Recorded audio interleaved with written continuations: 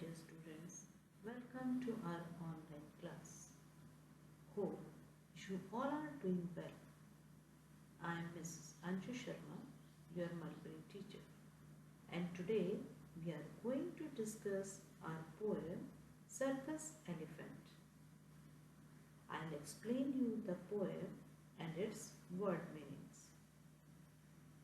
The poem Circus Elephant, which is taken from your Mulberry book, New English New Mulberry book, followed by chapter number 3. Circus Elephant, written by Catherine Worth. This video is for class 5, Circus Elephant part 2. Listen the poem once again. Does the elephant remember in the grey light before dawn old noises of the jungle in mornings long gone? Second paragraph. Does the elephant remember the cry of hungry bees, the tiger and the leopard, the lion at his feast? Come to third paragraph. Do his mighty eardrums listen for the thunder of the feet of the buffalo and zebra in the dark and dreadful heat? Last paragraph. Does His Majesty remember? Does he stir himself and dream of the long forgotten music of a long forgotten stream? Okay, children, let's enjoy the poem once again. Does the elephant remember in the grey light before dawn old noises of the jungle in mornings long gone? Well, very good. I repeat. Does the elephant remember in the grey light before dawn old noises of the jungle in mornings long gone? Okay, children, come to second paragraph. Listen and repeat. Does the elephant remember the cry of hungry bees, the tiger and the leopard, the lion at his feast? Well, does the elephant remember the cry of hungry bees, the tiger and the leopard, the lion at his feast? Very good. Okay, come to third paragraph. Listen. Do his mighty eardrums listen for the thunder of the feet of the buffalo and zebra in the dark and dreadful heat? Well, come. Repeat. Recite the poem. Do his mighty eardrums listen for the thunder of the feet of the buffalo and zebra in the dark and dreadful heat? Now come to last paragraph. Listen and say, does His Majesty remember? Does he stir himself and dream of the long forgotten music of a long forgotten stream? Well, now you recite. Does His Majesty remember? Does he stir himself and dream of the long forgotten music of a long forgotten stream? Very good. See, children, after reading of this poem, now we'll have word meanings. Okay, first we will discuss the word meanings which are given in this poem Circus Elephant. So our first word is dawn. D-A-W-N, dawn. Dawn means early morning, the time of sunrise, when the sky is looks very grayish oranges before the sunrise. That time is early in the morning. That time is called dawn. Number 2 is long gone. Long gone means past, something which happened a long time ago. Number 3 is dreadful. Dreadful means terrible, bhayanak, bad. Number 4 is stir himself. Stir himself means move slightly or lightly while he is sleeping. He here used for the elephant move slightly or lightly. करवट बदलना जैसे you can say करवट बदलना move slightly or lightly while he is sleeping. Number 5, cry. Cry, you know the sound of animal here. Sound. Cry means sound. Number 6, feast. Feast, a special meal with good food or a large meal for many people to celebrate something. If you are going to celebrate something and special meal is preparing for that. A special meal with good food or large meal for many people to celebrate something. 7th, mighty. Mighty means powerful. ताकतवर, शक्तिशाली, very strong. Number 8 is thunder. Thunder means a loud sound, thunder of feet. इसके पैर की जोर जोर से आवाज जो है. Thunder means loud sound. Number 9, majesty. Majesty is the type of a title given to the elephant. Majesty is the type of title. Number 10, long forgotten. Long forgotten, belonging to the past. So I think children, all of you have understood the word meanings also. Okay. Before I start with the explanation of the poem, I would like to ask you general question. Have you ever been to a circus? Most of you will say yes. And you all enjoying being at circus. But have you ever thought that the animals who perform in the circus also want freedom? Just like humans, animals also enjoy freedom. Caging them and trapping them is equivalent to any sin. The poet basically talks about whether an elephant is capable of remembering his past. The poet has dedicated this poem to the circus elephant and talking about how they feel being in a circus. Let us begin our first stanza. Okay, so you can see on the screen our first paragraph goes like this. Does the elephant remember in the grey light before dawn old noises of the jungle in mornings long gone? Does the elephant remember in the grey light before dawn? Dawn means here time in between the night and the day. Before the sunrise, early in the morning.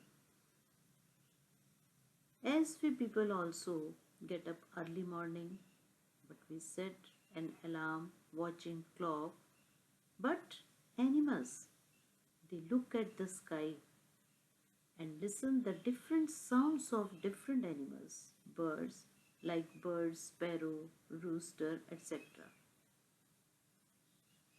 Now those voices, does the elephant really remember? No. Why? Because it was long ago that elephant might have been in the jungle. The elephant who performs in the circus probably doesn't remember the noises of the jungle which he used to enjoy every early morning. He may not probably remember his free life of jungle. This poem basically talks about whether an elephant is capable of remembering his past. Clear? Second stanza is, does the elephant remember the cry of hungry beasts, the tiger and the leopard, the lion at his feast? The second stanza also takes us to the deep memories of the elephant's wildlife. the cries of bees and other animals, the food, the prey the elephant used to enjoy before becoming a part of circus. So, could this poor elephant, which is now in the circus, be able to hear and see this all? No. Why? Because the elephant is in circus. His life is confined to four walls now, which in itself is very tragic. These elephants, those who are in circus, did they hear their friends? The wild animals and beasts, beast means tiger, lion, zebra, wild elephants. Did they hear roar? Did they hear the sound of the circus of animals? Do the elephant hear to them? No. So it is very inhuman to keep the wild animals like this way. It should be banned. Okay. Third stanza.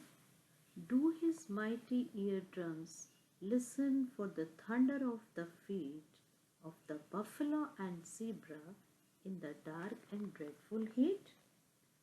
In the third stanza, the poet asks whether the huge eardrums of the elephant still want to hear the sounds made by hoofs of buffalo and zebra as they move in great heat, across the forest land in Africa.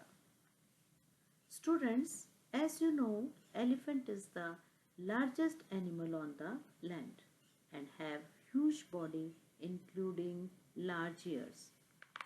This stanza talks about the elephant's huge eardrum through which he used to listen the thunder of the feet of other animals. But here the elephant's life is completely different.